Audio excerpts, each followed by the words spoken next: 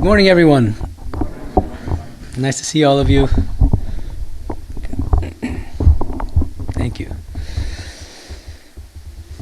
I begin with a story. It's a story found in the life of the great Gautama Buddha. There's a woman named Kisa Goautami. She lost her only child, and she was completely devastated. Weeping uncontrollably, inconsolably. People thought that she went crazy out of the grief. And somebody suggested to her that she visit Buddha for consolation and for guidance. So Kisa Goautami went to Buddha, weeping and wailing. And he said, I will bring your... And she was desperately begging him to bring her son back to life, thinking that a holy man could have that siddhi, that power. He said, okay, I'll bring your son to life on one condition. Go to a house and collect white mustard seeds from any house you can find in which death has not occurred. She thought, okay, let me go do that. That's a wonderful thing. As soon as I get those white mustard seeds, I'll come back. He'll save my son's life. He'll bring my son back to life.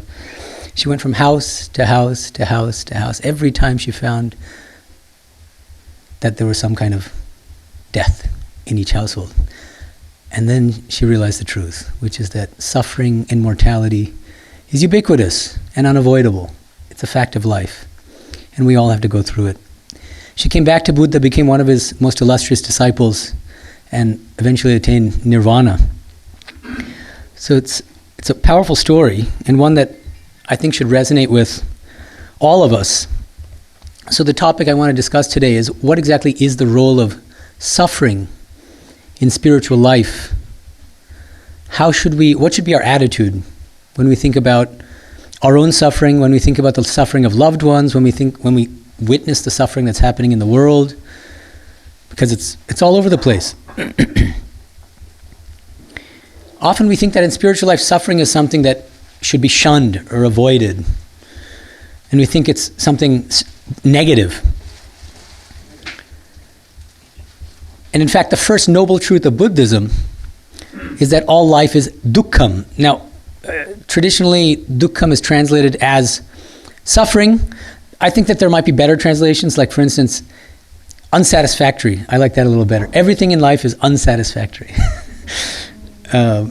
But anyway, that's a separate issue.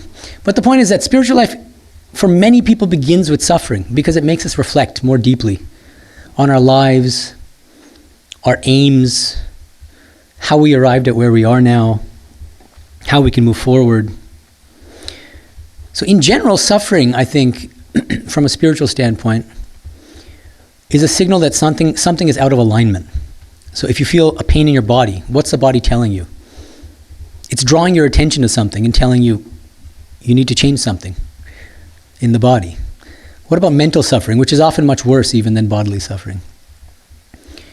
Something in the mind is out of alignment. You need to change your mental attitude, your thoughts, something, a level of feeling, for instance. Strikingly, Bhagavad Gita, many of you have studied the Bhagavad Gita, one of the great scriptures of Vedanta and Hinduism. It has 18 chapters, and each chapter has a title that comes at the end. And the title of the first chapter is quite striking. The title is Arjuna Vishada Yoga, the yoga of Arjuna's suffering and depression and anguish. The context, as many of you might know, is they're on the eve of a massive battle between the Kauravas and Pandavas. And Krishna is the charioteer of the great warrior Arjuna. Arjuna is the head of his army, and he's expected to fight for justice. It's his duty as a kshatriya, as a warrior, to fight. Of course it involves killing, but the idea is that he's defending justice, defending righteousness, and so it's a righteous battle, a righteous war. And Arjuna is ready to fight until he looks at the people he has to fight, and he finds among them his own loved ones, his own gurus, some of his own relatives, and he becomes completely dejected, depressed, and kind of paralyzed. And he doesn't want to fight anymore. And that first chapter is this narrative about his anguish. And it ends, as I said, with this really striking note. That dejection, that anguish, that grief is itself a yoga. It's the starting point for Arjuna's spiritual growth and a kind of receptivity and openness to spiritual possibilities that then unfold in the course of the rest of the Bhagavad Gita and in the remaining 17 chapters. And that's true of all of us. Just ask yourselves, have you learned more from your moments of joy or more from your moments of suffering, the times of suffering? Probably from both. But there are many things that we learn from our suffering. That's unique. Just to give you one example, in Hollywood we have this Monk for a Month program where people can get a taste of monastic life. And I recommend it, it's nice. So last summer, there was a wonderful guy named Chris who came to stay with us for a few weeks. And he was an amputee. He only had one leg, and he had an artificial, I think, left leg. And he's very open about what happened. He said that a few years ago, he was driving a motorcycle. He was going something like 130 miles an hour. And he got in a massive, terrible, grisly, bloody accident. His left leg was amputated. And he was saying this very nonchalantly and with a smile on his face. And then he said, "I'm so grateful for that. That was the best thing that ever happened to me." It's remarkable. That was his attitude. Because he said before that he was very worldly, materialistic, going in the wrong direction in life, and that this was the rude awakening that he needed to kind of give himself that spiritual jolt to change his life completely. So when you suffer, because suffering is unavoidable, we have to suffer. Better to spiritualize your attitude when you undergo suffering. So one way to think about it is you should suffer mindfully. Suffer mindfully. What that means is whenever you suffer, ask yourself, what's the root of the suffering? Why am I suffering? What's the cause of the suffering? And the moment you ask that question, you're able to take a step back from that suffering. And that itself is empowering. You're not as closely identified with that suffering. You're less likely to feel sorry for yourself and more likely to be receptive to what you have to learn from that particular experience of suffering. Swami Brahmananda, the first president of our order, the Ramakrishna order, he has a teaching about suffering that I think is quite relevant and helpful. He says there are three kinds of people in the world. Ordinary worldly people are people who undergo the same kind of suffering again and again and again and again, but they're not able to learn from it. At least in this life. It might be that it'll take them many, many lifetimes to finally learn from it and then change their behavior. That's the first category. They're stuck in this cycle of suffering. Second category, people who are more spiritually oriented. They undergo an experience of suffering a few times. They make mistakes, but they learn from them. And after undergoing this kind of suffering a few times, they say, oh wait, I know why I suffered these times. I'm going to avoid doing that in the future. They learn from their past behavior and their mistakes, and they avoid falling into the same trap of suffering again. And they escape the cycle of suffering eventually. And then he says there's a third category. These are highly spiritually evolved people who don't even have to undergo those worldly experiences that ultimately result in suffering at all themselves. Of course, they probably went through those experiences in a previous life. But in this life, they learn from observing the suffering and experiences of other people. Just from observing what other people are doing, the kind of suffering they're experiencing, why they're experiencing that suffering. They learn from other people's experiences and suffering, and then they avoid making those mistakes or choices themselves. Swami Medhananda likewise said, suffering is the great eye-opener. Suffering is the great eye-opener. In many cases, it's what gives us that rude awakening that we need to kind of move forward in spiritual life. And another thing he says, which I find very helpful, for people of all ages, all walks of life. I'm a Hindu chaplain at USC and UCLA, and when students ask me for guidance, one thing, I love quoting this from Swami Medhananda. He says, the secret of life is not enjoyment, but education through experience. The secret of life is not enjoyment, but education through experience. So the purpose of living our life as hedonists is not helpful. First of all, because we'll fall flat on our face. There's no such thing as a life in which it's all happiness and no sadness. It's a world of dualities. The more you try to maximize happiness, the more you're also going to get sadness and grief along with it, suffering. So that's not the right way. But let's try to learn from all of our experiences. Pleasant, unpleasant, happy, sad, joyful, miserable, and so on. That's the better attitude. What can we learn from our present experience, our past experience, what we're going to undergo in the future? That's, I think, the better attitude. So what can we learn from suffering?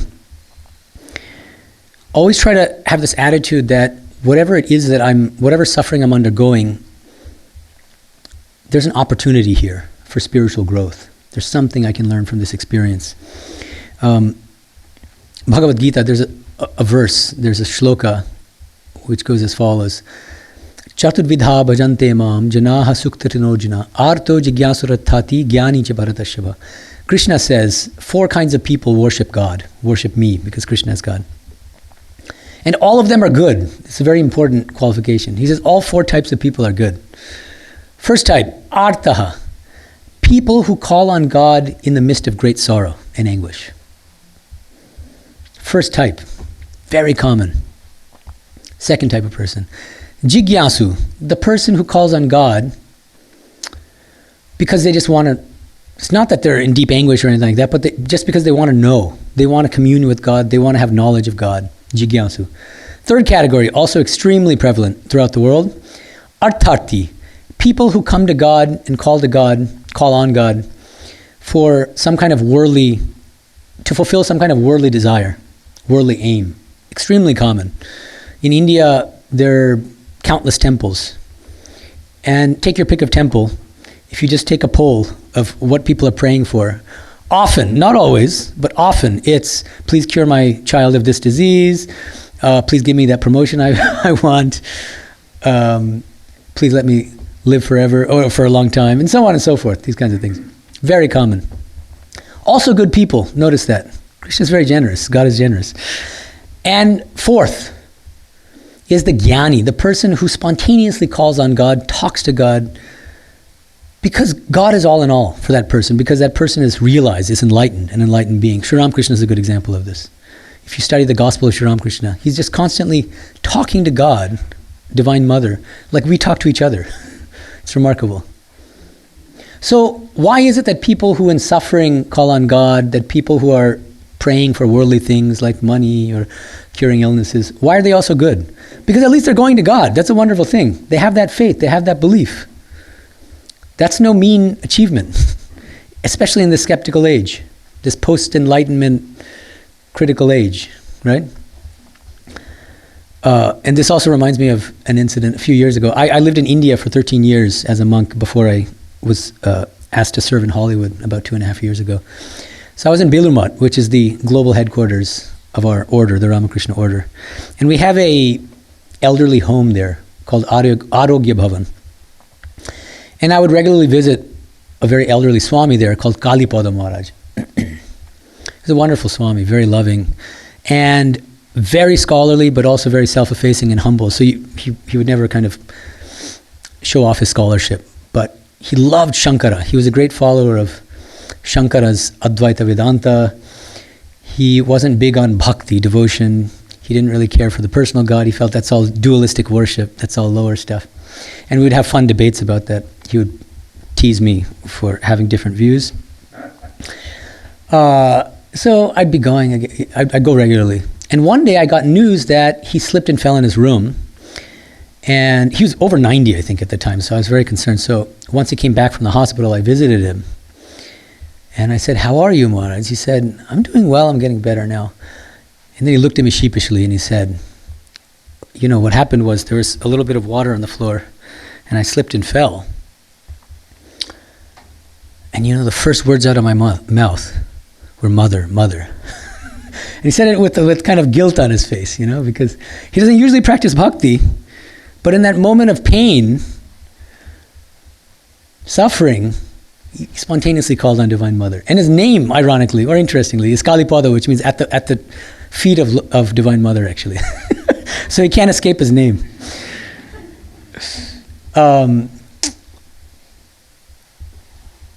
Medhananda said something similar. He said, when I'm on the heights, I say, I am He, meaning I am non-dual, pure consciousness. I am all. When I have a tummy ache, I call on Mother. And an incident from Sri Ramakrishna's life. This is not found in the Gospel, but it's found in Sri Ma Darshan, which is a recording of conversations between M, the author of the Gospel of Sri Ramakrishna, Mahendranath Gupta, and visitors. He would really only talk about Sri Ramakrishna, and so he was recounting an incident when a grieving mother, very much like the grieving mother that came to Buddha, she comes to Sri Ramakrishna, weeping uncontrollably, and she tells him, now that my child is gone, I have no one in the world. Husband has already passed away, now child's gone. I have no one in the world. And he goes into a state of spiritual ecstasy. That comment of hers sends him into spiritual ecstasy. And then he tells her, those who have no one have God alone. Those who have no one have God alone. So always keep that in mind. I think as a spiritual aspirant, we should always think about suffering, even suffering, the worst suffering, as an opportunity for reflection, self-reflection, spiritual growth. But there's a related question. This why do we suffer question is kind of multifaceted. There's a very deep and troubling and long-standing philosophical version of this question, why do we suffer, that you find discussed by philosophers of religion and theologians throughout the world. It's called the problem of evil and suffering. This problem has been raised and discussed for thousands of years. And it's a very intuitive problem that comes up in many of our lives. You open any news website, watch the TV, what do you find? Suffering all over the world. Bangladesh, Gaza, Ukraine, here, there, US. Why? The question why comes up in our minds. And in a specific context, it comes up most urgently and acutely if you believe in God. Because who is God? God is supposed to be loving, perfectly loving. Who loves us more than God? But God also is supposed to be omnipotent, all-powerful. Nobody more powerful than him or her. Supremely powerful. Omniscient. Knows everything that is to be known under the sun. But then there seems to be a problem. The problem is, if God loves us so much, and God is capable as an omniscient and omnipotent being, God is capable of preventing us from suffering, why in the world does he allow us to suffer so much? Why? He could easily prevent the suffering in this, all the suffering in the world. But he doesn't. And this question is posed in two different ways, okay? On the one hand, it comes in the form of a challenge to belief in the existence of God, okay? This comes from atheists, agnostics. Richard Dawkins, a famous atheist, wrote a book called The God Delusion. He's a biologist at Oxford. And one of his main arguments against the existence of God is this problem of evil and suffering. He says there's no good answer to this problem. If God loves us and God is omnipotent, we shouldn't be seeing all the suffering that we see in the world. Therefore, it's not rational to believe that God exists. That's one form of this problem of evil and suffering. But the second form is we actually believe in God or some higher reality, higher power. We're spiritual aspirants. We have faith. And yet, these doubts come up in our mind, especially when we ourselves are confronted with some terrible tragedy in our own lives, the loss of a loved one, for instance, some terrible suffering in our own life. And then that faith, our faith that we had, gets shaken a little bit, or a lot. We sometimes undergo a crisis of faith. And we start doubting, what have I been doing for 30 years in this tradition? I keep talking about God. Now in this moment of crisis, do I really believe in God anymore? Why did God allow this? So this problem of evil and suffering comes up for almost everybody. It's not just for the skeptics among us, it's for everybody, for all spiritual aspirants. It comes up, it's natural. How would we answer this question? It's a very important question. It can't be swept under the rug. Arthur Herman, a scholar, he wrote a book in the 70s called The Problem of Evil in Indian Thought. The book is interesting, so I'd recommend it to anyone who's interested in going deeper. 1976. The first part of the book is devoted to a survey of just kind of looking at, examining critically many of the different Christian answers to the problem of evil. And he finds all of them wanting. Says none of them quite work. One is there's what's called the free will theodicy, which means God has given us free will, and so we can freely choose to commit sin. That's going to result in suffering for ourselves and for others, and so on and so forth. But there are many kinds of theodicies. What is a theodicy, by the way? That's a technical term. It means it's an explanation for why God permits all this suffering that we see in the world. It's a rational explanation. So Herman devotes hundreds of pages to showing why all of these Christian responses to the problem of evil fall short for one reason or another. And the second part of the book is devoted to showing that Indian spiritual traditions have a huge advantage, philosophically speaking, over Abrahamic traditions, at least in their orthodox forms, in responding to the problem of evil. Why? Because Indian spiritual traditions, Hinduism, Buddhism, Jainism, they believe in karma and rebirth. That's why, interestingly, you'll find that if you look at the vast spiritual and philosophical literature in India, the problem of evil seems to be a very minor issue. And if you look at Christian theology and Christian philosophy of religion, it's a massive issue. It's one of the most widely discussed problems, which is still discussed to this day. And so there's this kind of asymmetry or discrepancy there if you compare Indian thought with Christian thought. And Arthur Herman suggests one of the main reasons is that Indian spiritual philosophies accept the doctrines of karma and rebirth. And I think he's onto something there. But I want to discuss for the remainder of this talk a particular Indian spiritual tradition.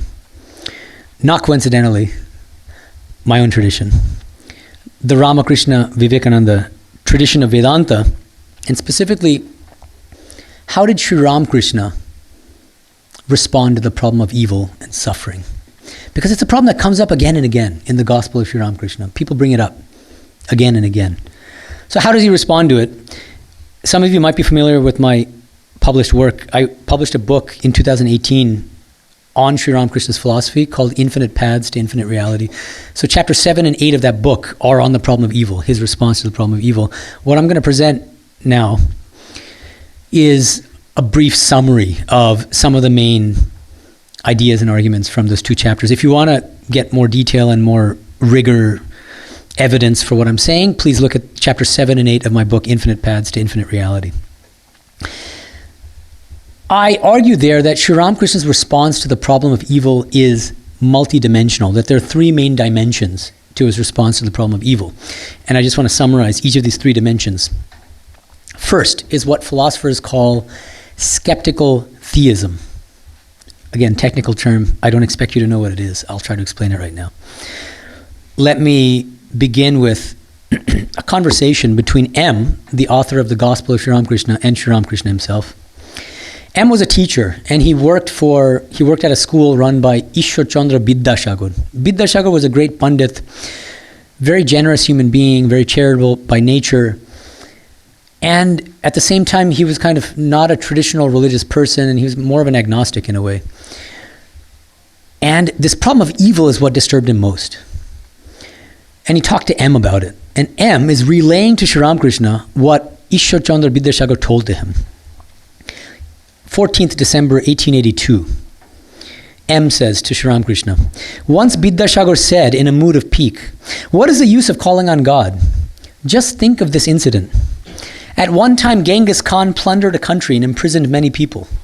The number of prisoners rose to about 100,000. The commander of his army said to him, Your Majesty, who will feed them? It is risky to keep them with us. It will be equally dangerous to release them. What shall I do? Genghis Khan said, That's true. What can be done? Well, have them killed.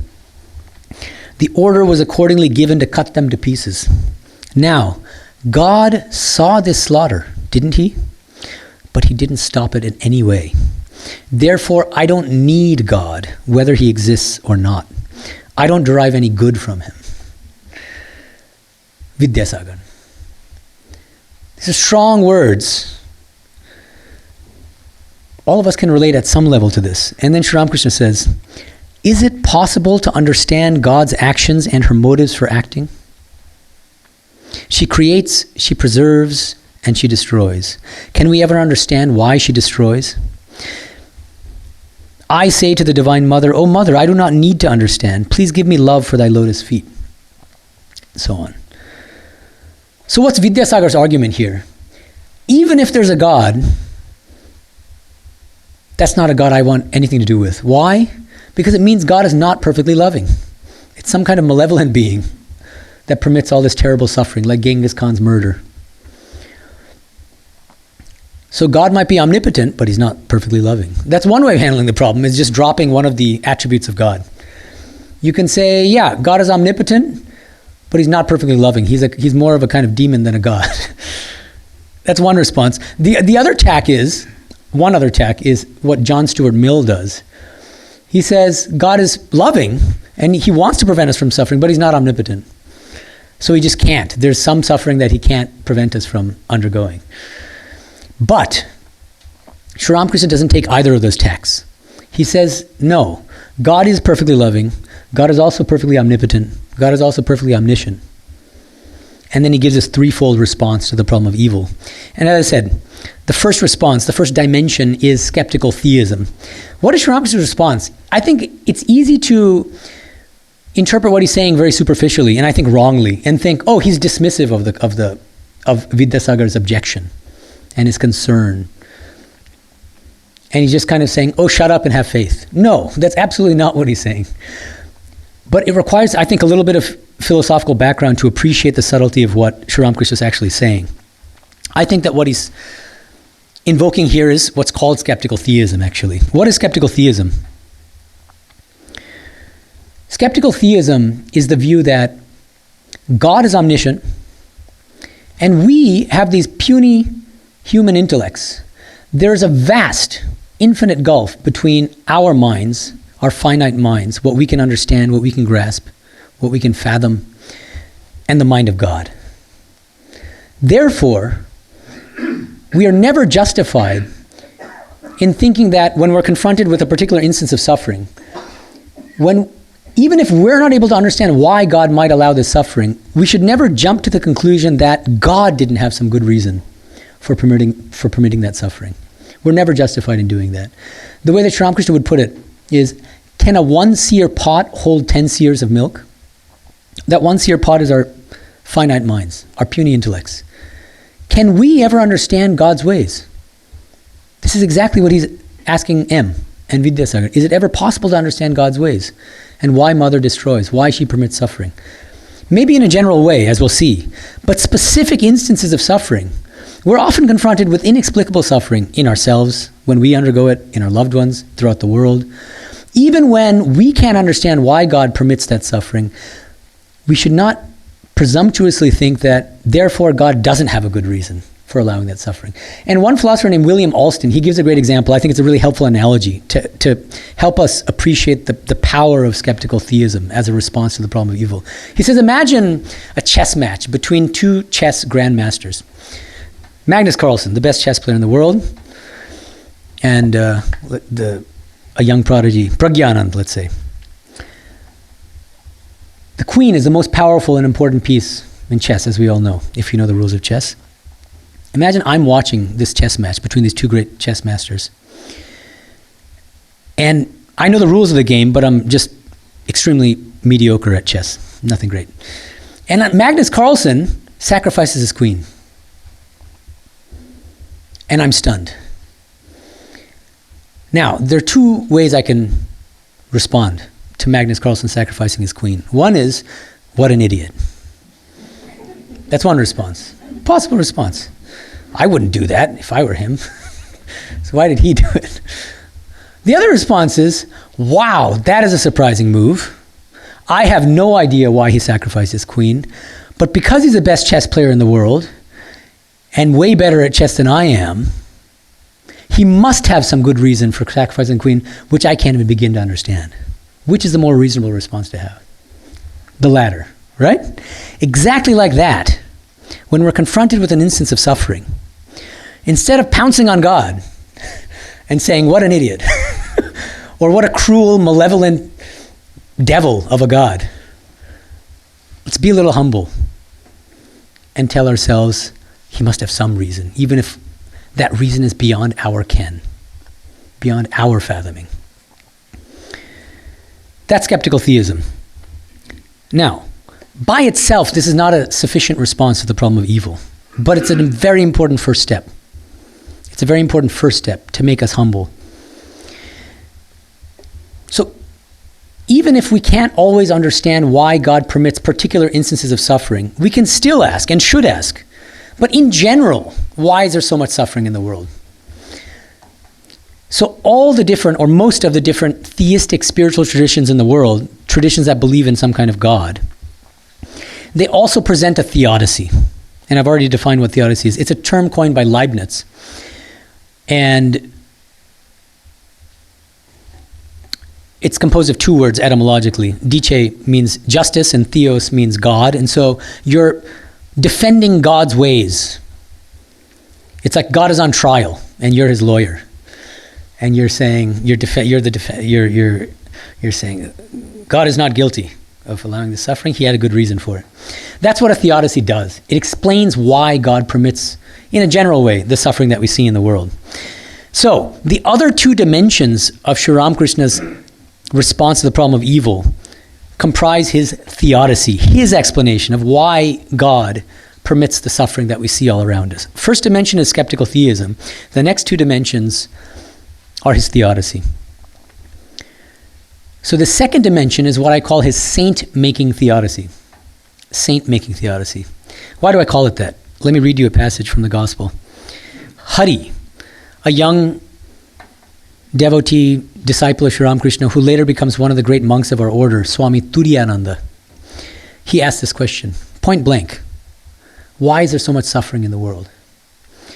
Sri Ramakrishna, this world is the Leela of God. Leela means the sportive play of God. It's like a game. In this game there are joy and sorrow, virtue and vice, knowledge and ignorance, good and evil. The game cannot continue if sin and suffering are altogether eliminated from the creation. In the game of hide and seek, one must touch the granny in order to be free. This is an Indian version of hide and seek. But the granny is never pleased if she is touched at the very outset. It's God's wish that the play should continue for some time. Now, I'm going to stop the dialogue at this point, even though the dialogue does continue. Hari's not satisfied. He was a brilliant person himself and became a great scholar of Vedanta.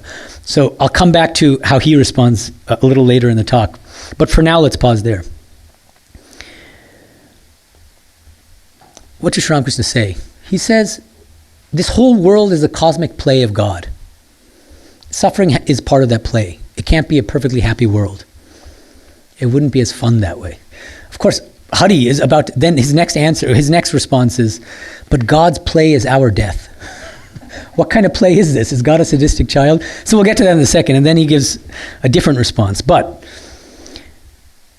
in another dialogue, a neighbor asked Sri Ramakrishna a similar question. Why do people have sinful tendencies? Papa Buddhi. Sri Ramakrishna says, in God's creation there are all sorts of things. She has created bad people as well as good people. It is she, Divine Mother, who gives us good tendencies, and it is she again who gives us evil tendencies. Neighbor. Oh, in that case we aren't responsible for our sinful actions, are we? Gets us off the hook. Sri Ramakrishna. God has ordained that if one commits sin, one has to reap the fruits of that sin. Won't you burn your tongue if you chew a chili? In his youth, Mothur, who was a benefactor of Sri Ramakrishna, a very wealthy man, Mothur led a rather fast life, so he suffered from various diseases before his death. Neighbor. Why has God created wicked people? Sri Ramakrishna. That is her will, her play. Tan ichha, tan lila. In her maya there exists avidya, which means ignorance, as well as vidya, which means knowledge. Darkness is needed too. It reveals all the more the glory of light. There is no doubt that anger, lust, and greed are evils. Why then has God created them? In order to create saints. In order to create saints.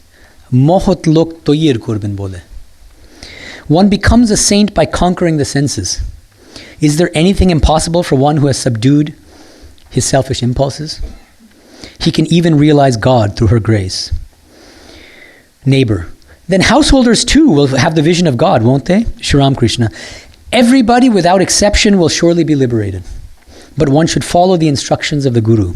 If one follows a devious path, one will suffer in trying to retrace one's steps. It takes a long time to achieve liberation, enlightenment. A person may fail to obtain it in this life. Perhaps he will realize God only after many lifetimes, only after many births. Okay? There's a lot in this passage to unpack. But in a nutshell, his response contains what I call his saint-making theodicy.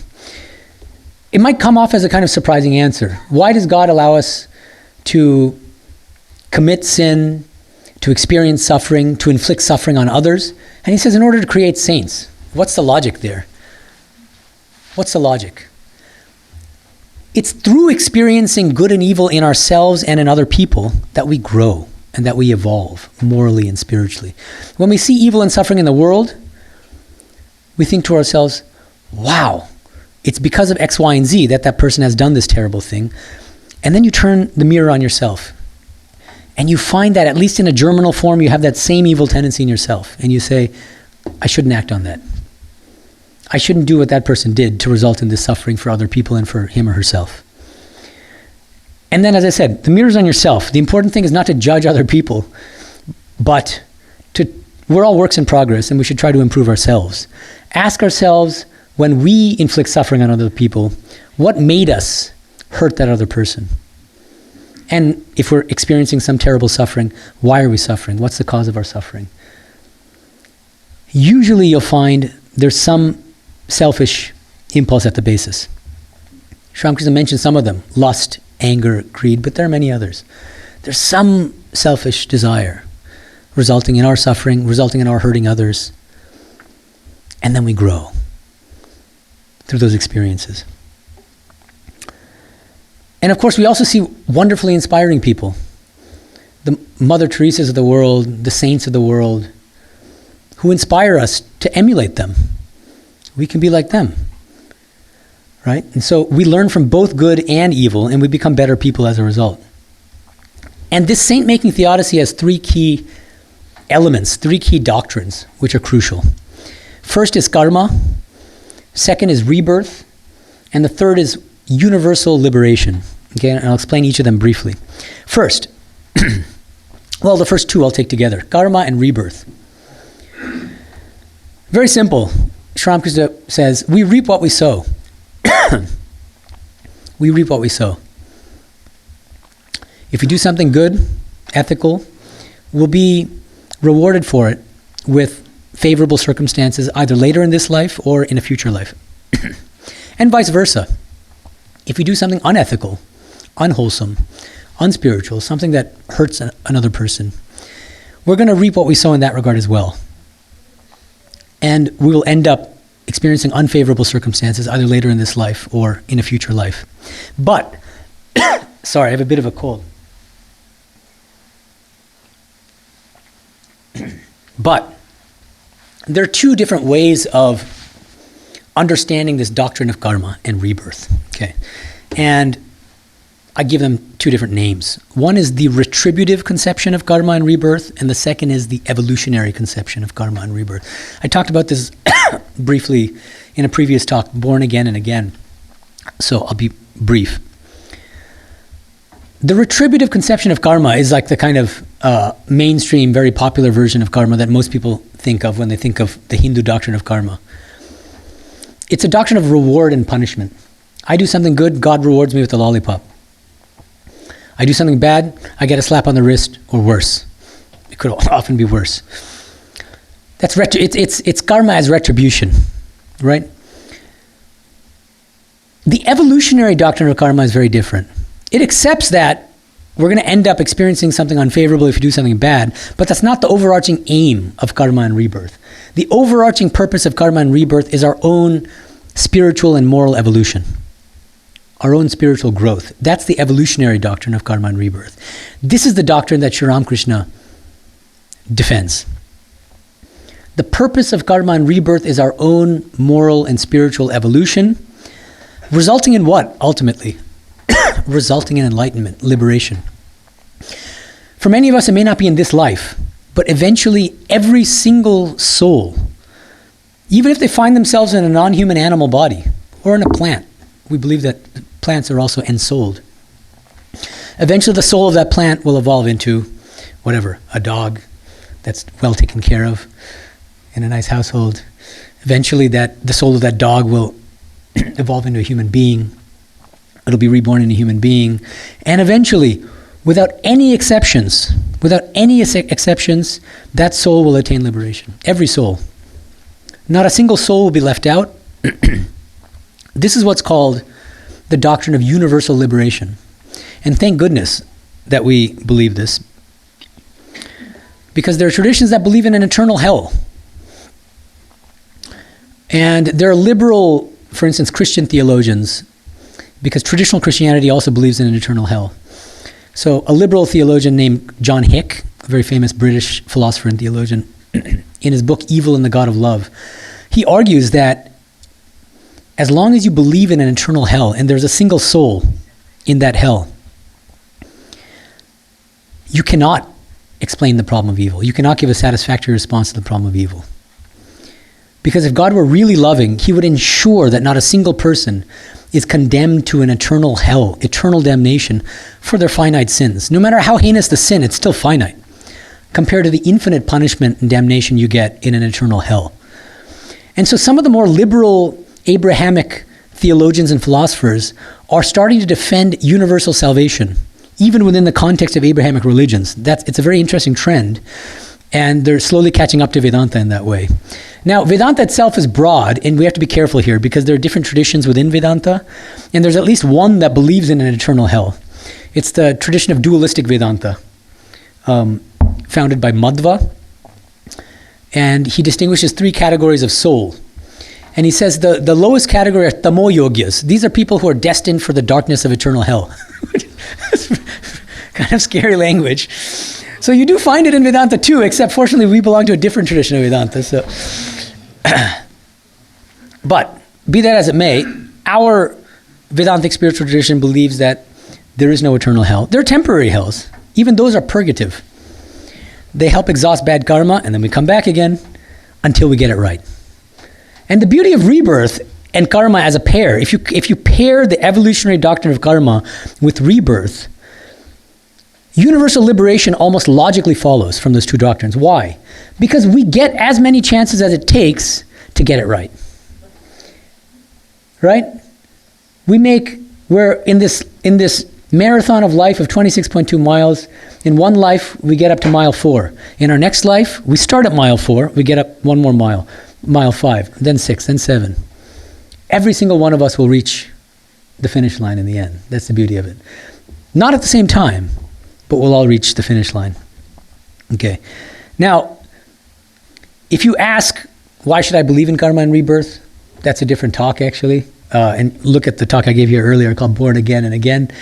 But there are different kinds of evidence that people point to. One of them, which is becoming more popular and that a lot of researchers are getting interested in, like Jim Tucker, is the really remarkable testimony of some kids who are not raised to believe in rebirth, but who have these spontaneous memories of their past lives from a very young age. One of them is named James Leininger. And at age 2, he would have these nightmares. He would have these nightmares and he would shout things like, "Mayday, Mayday, plane on fire." And his parents eventually followed up and asked him about it when he was awake, and he said things like, yeah, I was a fighter pilot in my previous life, fighting in Japan, and my plane was shot down. My name was Jack Larson. My aircraft carrier was called Natoma Bay. And they confirmed the facts. His dad went through history books and found that all those things matched. It's quite striking. So that's one source of evidence that's growing. Another thing is what Swami Medhananda talks about in many of the great spiritual traditions in India, what they talk about. He points to Yoga Sutra 3.18, Patanjali's Yoga Sutra. Samskara sakshat karanat purva jati jnanam, which means by perceiving our latent mental impressions from past lives, we can gain knowledge of our past lives. Yogis who learn a certain technique of being able to concentrate on, see, everything we've done in our past lives is stored up here in our brains, in our minds, as samskaras, latent mental impressions. So if we concentrate on those samskaras, those memories will come back. Now, should we do this? Probably not. Unless you're sufficiently advanced and you feel that there's some good reason why you should. We'll get to that in a second. In fact, yeah. Let me talk briefly about 2 arguments against rebirth. First argument. If there's a finite number of souls, how in the world can you explain exponential population growth of human beings? Just 50 years ago, the human population was much less. And it's burgeoning now. Right? Where do all those souls come from in all these new bodies? The Vedantic response is a simple one. You also have to take into account realms other than this earth. Souls also inhabit other realms. There are temporary heavens and hells and then other lokas. They're called lokas in Vedanta. And secondly, souls inhabit not only human bodies, but also non-human animal bodies and also plants. So just by looking at the human population, you're not actually getting a full tally of all the souls. Okay, so that's the basic response to this problem of human population explosion. But second objection, very intuitive objection. Well, if we lived in the past, why don't we have memories of our past lives? Very intuitive objection. Now, one response is, well, some people do, a very small minority of people, but James Leininger and some other kids, they seem to have some memories. But what about how many in this room have had memories of their past lives? Maybe some of you, but most of you probably haven't, right? Why? Why don't we have memories of our past lives? So here, the Vedantin has a few responses. One is, do you remember anything from when you were 3 weeks old as a baby? Probably not. Does that mean you didn't exist? Does that mean you shouldn't believe that you were ever a three-week-old baby? No. Right? So just because you don't have memory of something doesn't mean that thing never happened. Okay. Secondly, more importantly in a way, what Jesus said, sufficient unto the day is the evil thereof. This is what, when Sister Nivedita asked Swami Medhananda, is it helpful to gain knowledge of past lives? Why don't we have memories of our past lives? He quoted Jesus, sufficient unto the day is the evil thereof. God, in her infinite wisdom, has withheld from us memories of our past lives because she doesn't want to burden us give us that psychological burden of having to know, see, we've already done enough in this life, good, bad, and ugly. And if we had to be burdened with what we did in past lives, many of us would become emotional basket cases, mental basket cases. Better that we not know. Okay, but finally, so I've now covered 2 main dimensions in Sri Ramakrishna's response to the problem of evil. Number 1, skeptical theism. Number 2, saint-making theodicy. God permits all this suffering in order to create saints out of each one of us, which presupposes 3 main doctrines: an evolutionary doctrine of karma and rebirth and universal liberation. Not a single soul will be left out in the end. And that's incredibly reassuring and consoling. We can always tell ourselves, reassure ourselves that no matter what we're undergoing now, even think about like a baby, a poor baby, 2 years old, suffers from some fatal disease like cerebral meningitis, suffers terribly for 2 years, let's say, and then passes away. How do you explain that if you don't believe in past lives and future lives?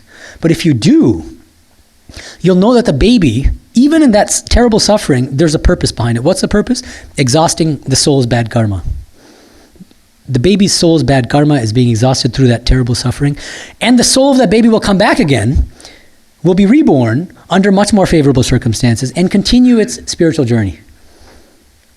That's the beauty of it, right?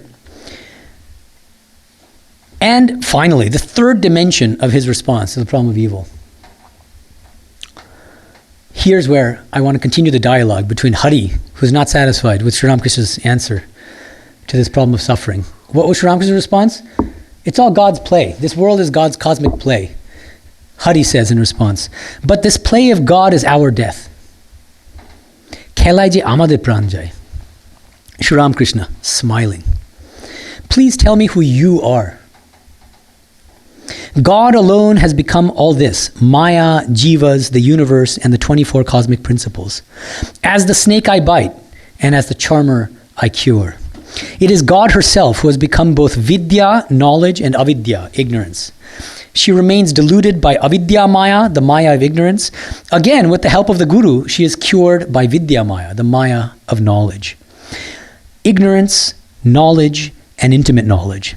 Ajnana, Jnana, Vijnana. The Vijnani sees that it is God who has become all this. It's a very powerful response.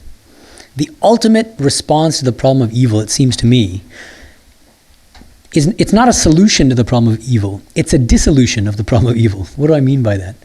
When we ask, why is it that God makes us suffer so much? What does that question presuppose? That we're distinct from God. There's God on the one side, and there's us, his poor suffering creatures on the other side. And we're yelling at God, why do you make us suffer so much? Sri Ramakrishna's ultimate response is, but who are you? You yourself are a playful manifestation of God. Every single one of you here, sitting here today, is a playful manifestation of God. You're not different from God. We're all just God playing in different forms, in different human bodies, even non-human animal bodies and plants, as I said. So whom are you going to blame? Who is suffering? God is the one actually playfully suffering in your human frame. There's an incident in Sri Ramakrishna's life that captures this really nicely. He sees a butterfly wounded with a splinter in its wing. It's probably going to die imminently. And he feels terrible anguish for this butterfly, thinking, what cruel boy must have inflicted this suffering on this butterfly? In the next moment, Sri Ramakrishna goes into a state of spiritual ecstasy. He experiences Vijnana. And he says, "O Rama, now I see you have created your own distress." He sees the butterfly as Rama, the wounded butterfly. He sees the splinter in the butterfly as Rama. He thinks of that boy who inflicted the pain on the butterfly as Rama.